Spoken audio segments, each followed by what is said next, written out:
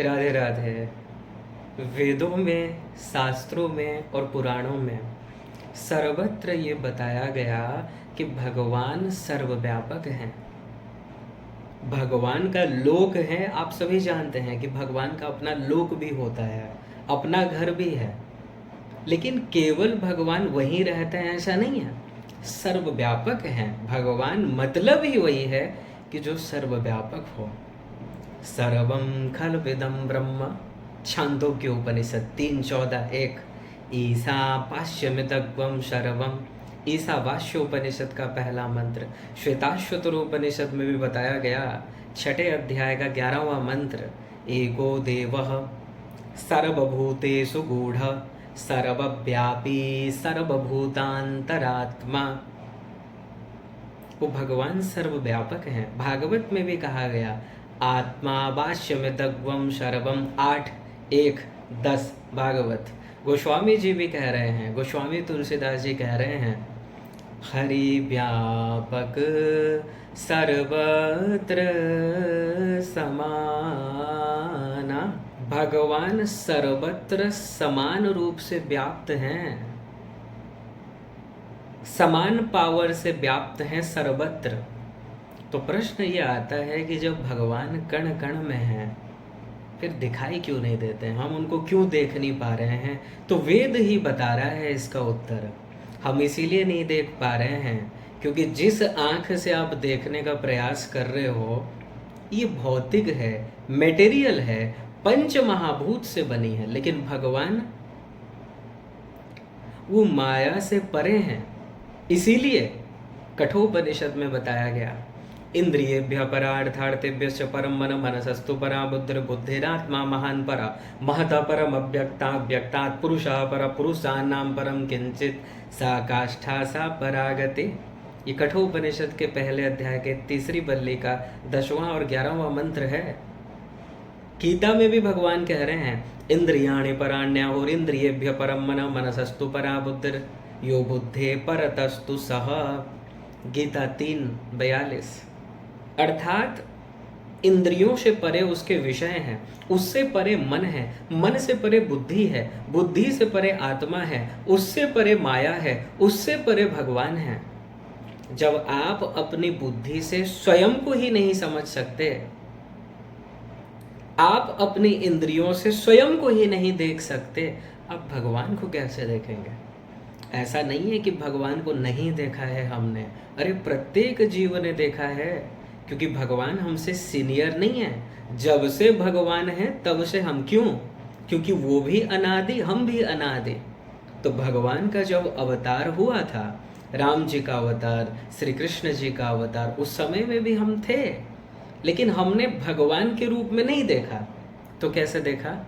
जिनके रहे भावना जैसी, जिनके रहे भावना जैसी, प्रभु मूरत देखी तिन तैसी, प्रभु मूरत देखी तिन तैसी।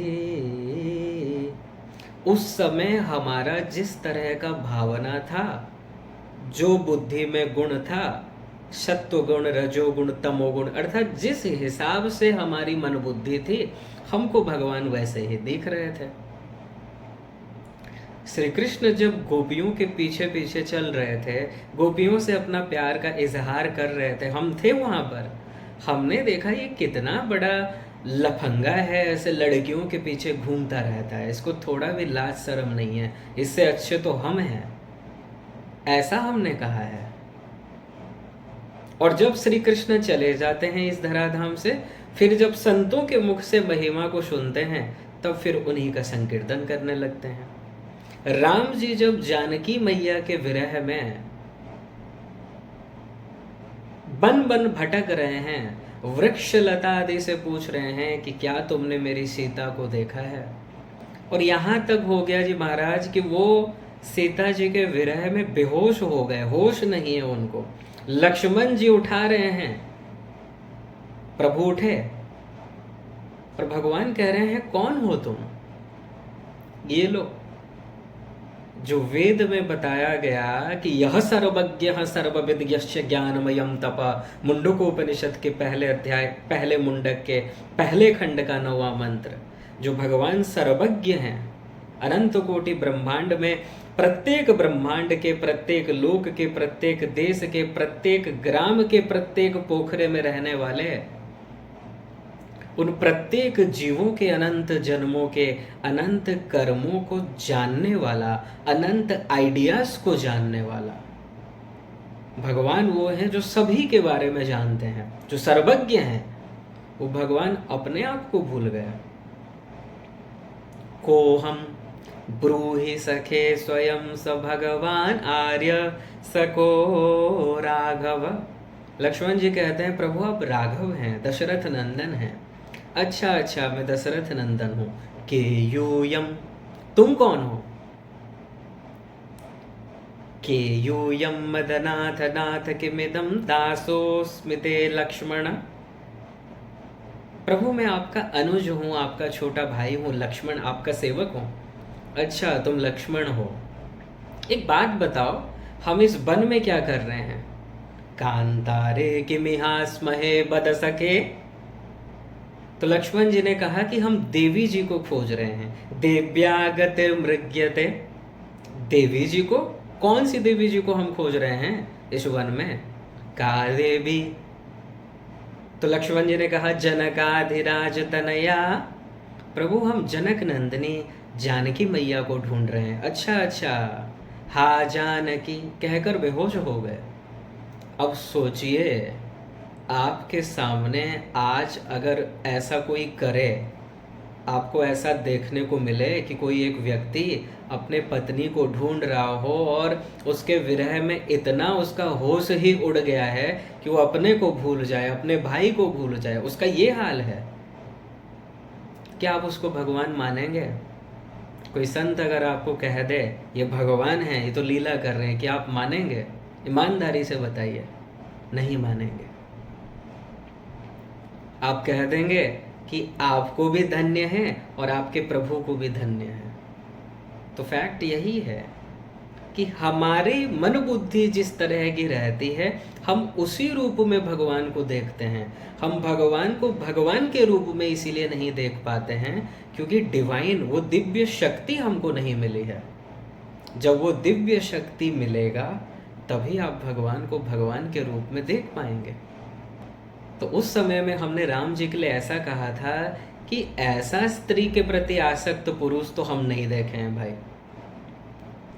वशिष्ठ जी ने कहा ये भगवान है, हमने कहा धन्य है बाबा आपको और धन्य है आपके प्रभु को। ऐसे होते हैं भगवान, इनका ये हाल है, इनको ये तक नहीं मालूम ये कौन है और आप कहते तो ये भगवान है। ये बकवास और किसी के पास करना, हम जा रहे हैं यहाँ से। और जब राम जी चले जाते हैं, लीला संवरण करके अपने धाम को चले जाते हैं, तब हम हरे राम संकीर्तन करने लगते हैं। द्वापर के समय भगवान श्री कृष्ण का अवतार हुआ, उनको लफंगा चोर समझा हमने। तो कहने का तात्पर्य यही है कि मनुष्य का जिस तरह का भाव रहता है, जिस तरह का मन बुद्धि रहता है, उसी रूप में वो भगवान को देखते हैं। भगवान का ओरिजिनल स्वरूप आप नहीं देख पाते हैं क्योंकि भगवान दिव्य हैं। इन माइक मन बुद्धि से, इन माइक इंद्रियों से भगवान ग्राह्य नहीं है।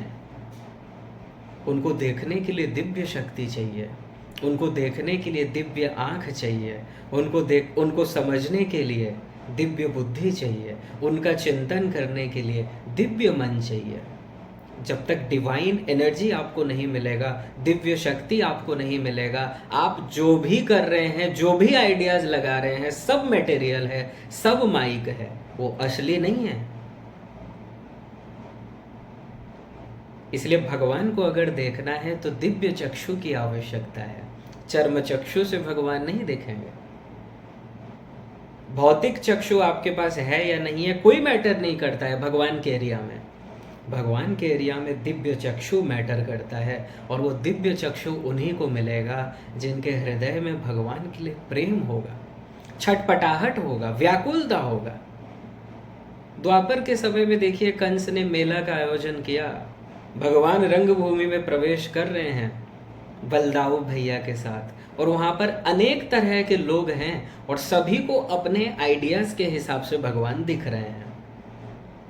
मल्लानाम सनिर्णिणाम नरवरः स्त्रीणाम स्मरो मूर्तिमान गोपानाम स्वजनो शताम श्रुतिभुजाम शास्ताशु पित्रो शिशु मृत्युर्भोज पतर विराट विदुषाम तत्वं परम योगिनाम वृष्णीनाम परदेवतेति विदितो रंगम गतः साग्रज। 10, 43, 17 भागवत। रंगभूमि में भगवान प्रवेश कर रहे हैं जहां पर मल्ल युद्ध होगा, जहां पर कंस ने अपने बड़े बड़े पहलवान को तैयार किया है। वहां पर अनेक तरह के लोग हैं और सभी को भगवान अपनी अपनी भावना के अनुसार देख रहे हैं। किसी को भगवान बड़े भारी पहलवान जैसे दिख रहे हैं, किसी को भगवान कामदेव के समान दिख रहे हैं, किसी को भगवान अपने सखा के रूप में दिख रहे हैं, किसी को भगवान अपने पुत्र के रूप में दिख रहे हैं, किसी को भगवान उस परम तत्व के रूप में दिख रहे हैं, और किसी को भगवान यमराज के रूप में दिख रहे हैं। कंस को साक्षात अपनी मृत्यु को कंस देख रहा है। तो जिनका जिस तरह का भावना रहता है भगवान वैसे ही दिखाई देते हैं। ओरिजिनल स्वरूप को आप तभी देख पाओगे जब आपको दिव्य शक्ति मिल जाएगा। दिव्य शक्ति कैसे मिलेगा? गोस्वामी तुलसीदास जी ने कह दिया। क्या कहा? प्रेम ते प्रगट होई मैं जाना। सूरदास जी देखिए, उनसे बड़ा उदाहरण कहाँ मिलेगा। सूरदास जी के पास भौतिक चक्षु नहीं था, ये माइक चक्षु नहीं था, लेकिन जो सूरदास जी ने देखा वो संसार नहीं देख पाया। सूरदास जी अपने स्थान में बैठे हैं, लीन हो गए हैं भगवान के ध्यान में, भगवान के स्मरण में। इतना प्रेम जागृत हो गया है, इतना प्रेम से ओतप्रोत हैं कि वो ये देख रहे हैं कि भगवान क्या लीला कर रहे हैं वर्तमान में। भगवान ने आज कौन से कलर का कपड़ा धारण कर रखा है, कैसा उनका श्रृंगार है आज का, सब पता है सूरदास जी को। इसलिए भगवान को देखने के लिए ये माइक चक्षु की आवश्यकता नहीं है, दिव्य चक्षु की आवश्यकता है। और वो दिव्य चक्षु आपको तभी मिलेगा जब भगवान के लिए प्रेम जागृत हो जाएगा।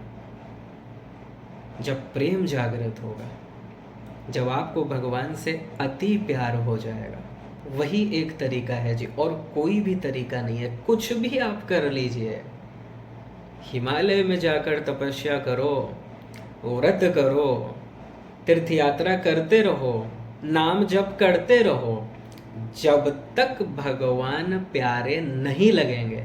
कैसे प्यारे? कि काम ही नारी प्यारे जिमे।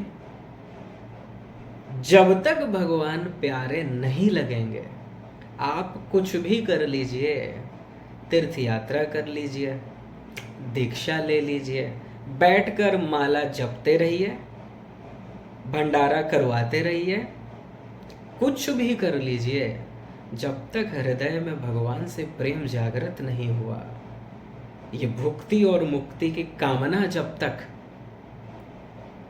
आपके हृदय से नहीं जाएगी, भगवान की भक्ति आपको जब तक प्राप्त नहीं होगी, जब तक उनसे मिले बिना रहा नहीं जाएगा, करोड़ों प्रयत्न आप कर लीजिए, भगवान को आप नहीं देख सकते। क्योंकि वो माइक विषय है ही नहीं, वो डिवाइन एरिया है। उनको देखने के लिए उनकी कृपा की आवश्यकता है। वो जिस पर कृपा कर देंगे वो उनको देख सकता है, और कृपा उन्हीं जीवों पर होता है जो शरणागत हो जाते हैं, जो भगवान के सन्मुख हो जाते हैं। श्वेताश्वतर उपनिषद में जो बताया गया कि 2 पर्सनैलिटी हैं हृदय में, एक जीव है, एक परमात्मा है। जीव भगवान की ओर पीठ कर रखा है, जिस दिन वो शरणागत हो जाएगा, सन्मुख हो जाएगा, उसी दिन भगवत प्राप्ति हो जाएगी। सन्मुख ही तो होना है। इसीलिए भगवान के दर्शन के लिए सबसे इम्पोर्टेंट है जी प्रेम।